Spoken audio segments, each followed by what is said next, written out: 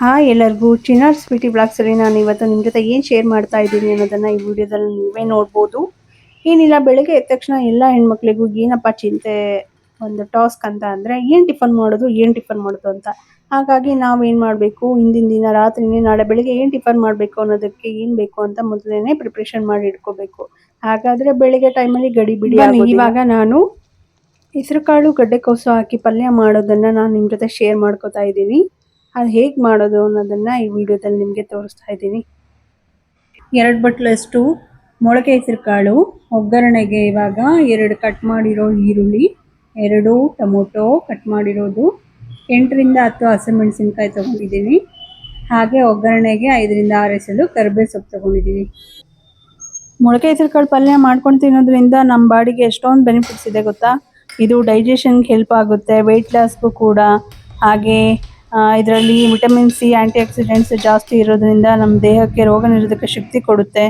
ಸಕ್ಕರೆ ಕಾಯಿಲೆ ಇರೋರು ಮೊಳಕೆ ಹೆಸರುಕಾಳನ್ನು ತಿನ್ನೋದ್ರಿಂದ ರಕ್ತದಲ್ಲಿ ಸಕ್ಕರೆ ಅಂಶ ಕಡಿಮೆ ಆಗುತ್ತೆ. ಬನ್ನಿ ಇವಾಗ ಪಲ್ಯ ಮಾಡೋದು ಹೇಗೆ ಅಂತ ನೋಡೋಣ. ಕುಕ್ಕರ್ಗೆ 3 ಸ್ಪೂನಷ್ಟು ಆಯಿಲ್ ಹಾಕೋತಾ ಇದ್ದೀನಿ. ಇವಾಗ ಆವಾಗಲೇ ಹೇಳ್ತಿರೋ ಹಾಗೆ ಹೆಸರುಕಾಳು ಪಲ್ಯ ತಿನ್ನೋದ್ರಿಂದ ಮತ್ತು ಏನೆಲ್ಲ ಬೆನಿಫಿಟ್ಸ್ ಇದೆ ಅನ್ನೋದನ್ನು ಮತ್ತೆ ಹೇಳ್ತಿದ್ದೀನಿ. ಇದು ನಮ್ಮ ಹೃದಯಕ್ಕೂ ಕೂಡ ತುಂಬ ಒಳ್ಳೆಯದು. ಇದರಲ್ಲಿರೋ ಪೊಟ್ಯಾಸಿಯಂ ಮತ್ತು ನಾರಿನಂಶ ನಮ್ಮ ರಕ್ತದೊತ್ತಡ ತಡೆಯೋಕ್ಕೆ ಹೆಲ್ಪ್ ಮಾಡುತ್ತೆ, BP ಕಂಟ್ರೋಲ್ ಮಾಡುತ್ತೆ. ಹಾಗೆ ಕೆಟ್ಟ ಕೊಲೆಸ್ಟ್ರಾಲ್ ಪ್ರಮಾಣನ ಕಡಿಮೆ ಮಾಡೋಕ್ಕೆ ಹೆಲ್ಪ್ ಆಗುತ್ತೆ. ಹಾಗೆ ಇದು ನಮ್ಮ ಸ್ಕಿನ್ಗೂ ಕೂಡ ತುಂಬ ಹೆಲ್ಪ್ ಆಗುತ್ತೆ. ಪ್ರೋಟೀನ್, ವಿಟಮಿನ್ ಎ ಮತ್ತು ಸಿ ಇರೋದ್ರಿಂದ ಹೇರ್ ಫಾಲ್ ಕಂಟ್ರೋಲ್ ಆಗುತ್ತೆ, ಸ್ಕಿನ್ನು ಶೈನಿಂಗ್ ಬರುತ್ತೆ. ಇವಾಗ ಆಯಿಲ್ ಕಾಯ್ತಾ ಇದೆ. ಮಾಮೂಲಿ ಒಗ್ಗರಣೆಗೆ ಎಲ್ಲದಕ್ಕೂ ಬೇಕಾಗಿರೋದು ಇಂಪಾರ್ಟೆಂಟು ಸಾಸಿವೆ ಒಗ್ಗರಣೆಗೆ ಇರಲೇಬೇಕು. ಈಗ ಎಣ್ಣೆ ಕಾದಿದೆ, ಸಾಸಿವೆ ಹಾಕೋತಾ ಇದ್ದೀನಿ. ಇವಾಗ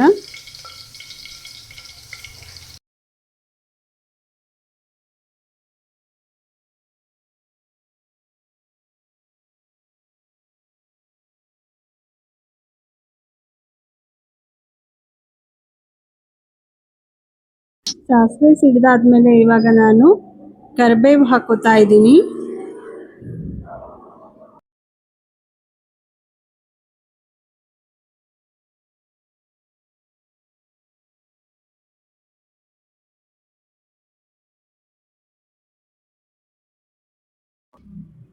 ಇವಾಗ ನಾನು ಹಸಿಮೆಣಸಿನ್ಕಾಯಿ ಹಾಕ್ತಾ ಇದ್ದೀನಿ.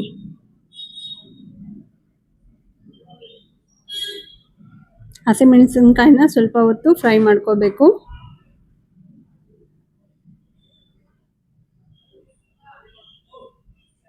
ನಾನು ಪಕ್ಕದಲ್ಲಿ ಹಾಗೆ ಹಾಗಲಕಾಯಿನ ಹುರಿತಾ ಇದ್ದೆ, ವಾಶ್ ಮಾಡಿ ಇಟ್ಕೊಂಡು.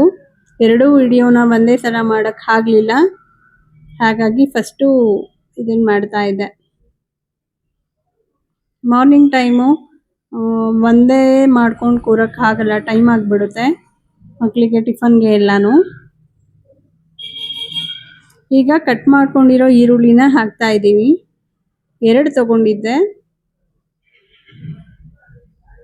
ಮನೇಲಿ ತುಂಬ ಕಡಿಮೆ ಮೆಂಬರ್ಸ್ ಇದ್ದರೆ 1 ಸಾಕಾಗುತ್ತೆ, 2 ರಿಂದ 3 1 ಸಾಕಾಗುತ್ತೆ. ಈರುಳ್ಳಿ, 1 ಟೊಮೊಟೊ, 1 ಈರುಳ್ಳಿ ಸಾಕಾಗುತ್ತೆ. ಈರುಳ್ಳಿ, ಹಸಿಮೆಣಸಿನ್ಕಾಯಿನ ಫ್ರೈ ಮಾಡ್ಕೋತಾ ಇದ್ದೀನಿ. ಇವಾಗ ನಾನು ಮೊದಲೇ ಹೇಳಿದಾಗೆ 2 ಪಲ್ಯ ಮಾಡೋಣ ಅಂತ ಹೇಳಿ ಪ್ಲಾನ್ ಮಾಡಿ ಇಟ್ಕೊಂಡಿದ್ದೆ, ಆದರೆ ವಿಡಿಯೋದಲ್ಲಿ ಅದನ್ನೆಲ್ಲ ವಾಶ್ ಮಾಡಿ ಕಟ್ ಮಾಡ್ಕೊಳ್ಳೋದೆಲ್ಲ ತೋರ್ಸೋಕ್ಕೆ ಆಗಲಿಲ್ಲ. ಹಾಗಾಗಿ ನಾನು ಮೊದಲೇ ಕಟ್ ಮಾಡಿ ಹಾಗಲಕಾಯಿನ ಹುರಿತಾ ಇದ್ದೆ.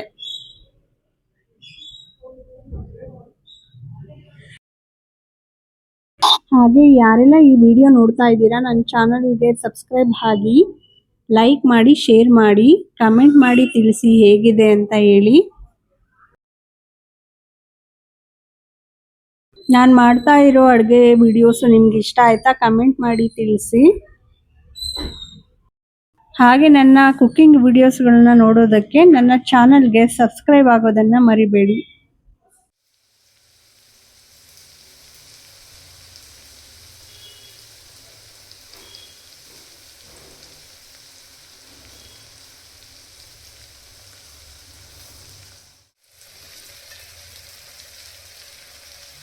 ಒಂದು ಕಡೆ ಇವಾಗ ಹಾಗಲಕಾಯಿ ಕೂಡ ಹುರ್ಕೋತಾ ಇದ್ದೆ. ನೋಡಿ ಈಗ ಒಗ್ಗರಣೆಗೆ ಟೊಮೊಟೊನ ಆ್ಯಡ್ ಮಾಡ್ತಾ ಇದ್ದೀನಿ. ಟೊಮೊಟೊನ ಆ್ಯಡ್ ಮಾಡಿ 2 or 3 ಮಿನಿಟ್ಸ್ವರೆಗೂ ಅದನ್ನು ಫ್ರೈ ಮಾಡ್ಕೋಬೇಕು ಚೆನ್ನಾಗಿ.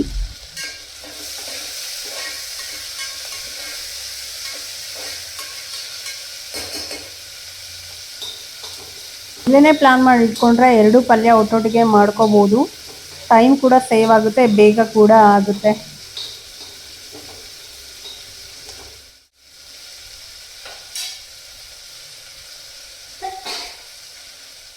ಇವಾಗ ಒಗ್ಗರಣೆಯಲ್ಲಿರೋ ಈರುಳ್ಳಿ, ಟೊಮೊಟೊ, ಹಸಿಮೆಣಸಿನ್ಕಾಯಿ ಎಲ್ಲ ಚೆನ್ನಾಗಿ ಮಾಗಿದೆ. ಇವಾಗ ನಾನು ಇದಕ್ಕೆ ನವಿಲು ಕೋಸನ್ನು ಕಟ್ ಮಾಡ್ಕೊಂಡಿರೋದು 2 ತೊಗೊಂಡಿದ್ದೆ, ಅದನ್ನು ಹಾಕ್ತಾ ಇದ್ದೀನಿ, ಚಿಕ್ಕ ಕಟ್ ಮಾಡ್ಕೊಂಡಿರೋದನ್ನು.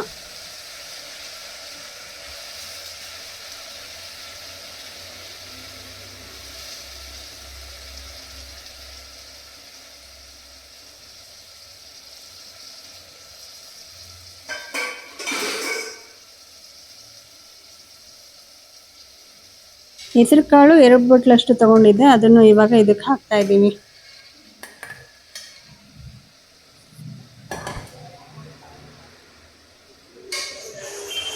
ಹೆಸರು ಕಾಳು ಸ್ವಲ್ಪ ಸ್ವೀಟ್ ಬರುತ್ತೆ ಪಲ್ಯ ಮಾಡೋದು, ಹಾಗಾಗಿ ನಾನು ಹಸಿಮೆಣಸಿನ್ಕಾಯಿ ಸ್ವಲ್ಪ ಜಾಸ್ತಿನೇ ಹಾಕ್ಕೊಂಡಿದ್ದೀನಿ.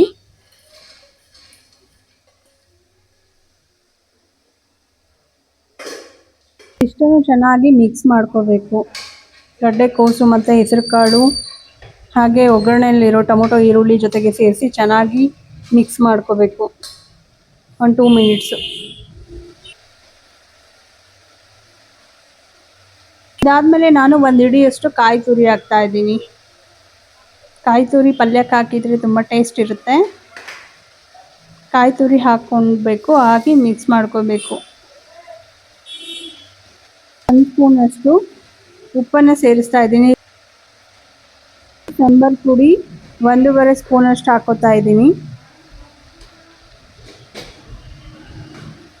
ಮನೇಲಿ ಸಾಂಬಾರ್ ಪುಡಿ ಚೆನ್ನಾಗಿದ್ದರೆ ಸಾಂಬಾರು ಚೆನ್ನಾಗಿರುತ್ತೆ, ಹಾಗೆ ಮಾಡೋ ಪಲ್ಯಗಳು ಕೂಡ ತುಂಬ ಟೇಸ್ಟ್ ಆಗಿರುತ್ತೆ.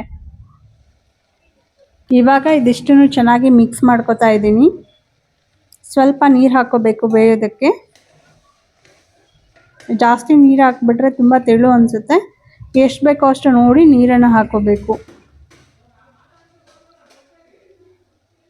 ಹಾಗೆ ಇದಕ್ಕೆ ನಾನು 1 ಸ್ಪೂನಷ್ಟು ಕುರ್ಷಾಣಿ ಪುಡಿ ಹಾಕ್ತಾ ಇದ್ದೀನಿ.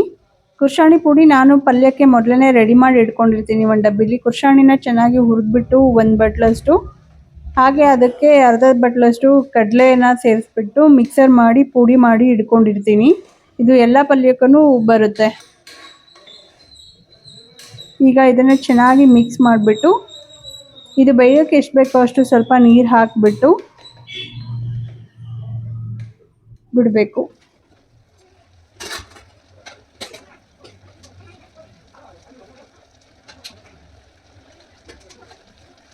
ಇಷ್ಟು ಚೆನ್ನಾಗಿ ಮಿಕ್ಸ್ ಆದಮೇಲೆ ಕುಕ್ಕರ್ನ ಕ್ಲೋಸ್ ಮಾಡಿಬಿಟ್ಟು 1-2 ವಿಸಲ್ ಆದಮೇಲೆ ತೆಗೆದ್ರೆ ರುಚಿಯಾದ ಮೊಳಕೆ ಹೆಸರು ಕಾಳು ಪಲ್ಯ ರೆಡಿಯಾಗಿರುತ್ತೆ. ನೀವು ಒಂದ್ಸಲ ಟ್ರೈ ಮಾಡಿ, ತುಂಬ ಚೆನ್ನಾಗಿರುತ್ತೆ. ಹಾಗಲಕಾಯಿ ಪಲ್ಯ ಮಾಡೋದು ಹೇಗೆ ಅನ್ನೋದು ನೋಡೋ ಇಂಟ್ರೆಸ್ಟ್ ಇದೆಯಾ? ಹಾಗಾದರೆ ನೆಕ್ಸ್ಟ್ ವಿಡಿಯೋದಲ್ಲಿ ಬರುತ್ತೆ, ಮರೆತೆ ನೋಡಿ. ಇವಾಗ ಕುಕ್ಕರ್ನ ತೆಗೆದುಬಿಟ್ಟು ನೋಡೋಣ ಹೇಗಾಗಿದೆ ಹೆಸರು ಕಾಳು ಪಲ್ಯ ಅಂತ ಹೇಳಿ. ವಾವ್, ನೋಡಿ ತುಂಬ ಚೆನ್ನಾಗಾಗಿದೆ. ಹೆಸರು ಕಾಳು ಕೂಡ ತುಂಬ ಮೆತ್ತಗಾಗಿಲ್ಲ, ಕಾಳು ಥರ ಇದೆ, ಚೆನ್ನಾಗಿರುತ್ತೆ. ಜೊತೆ ಕಾಂಬಿನೇಷನ್ ತುಂಬ ಚೆನ್ನಾಗಿರುತ್ತೆ. ನೀವು ಒಂದ್ಸಲ ಟ್ರೈ ಮಾಡಿ, ಹೇಗಿದೆ ಅಂತ ತಿಳಿಸಿ. ನಾನು ಚಪಾತಿ ಮಾಡ್ಕೋತಾ ಇದ್ದೆ, ಬೆಳಗ್ಗೆ ಟಿಫನ್ಗೆ ಚಪಾತಿ, ಮಕ್ಳ ಬಾಕ್ಸ್ಗೆ ಅದೇನೆ, ಹಾಗಾಗಿ ನಾನು ಚಪಾತಿ ಮಾಡ್ತಾ ಇದ್ದೀನಿ ಇವಾಗ.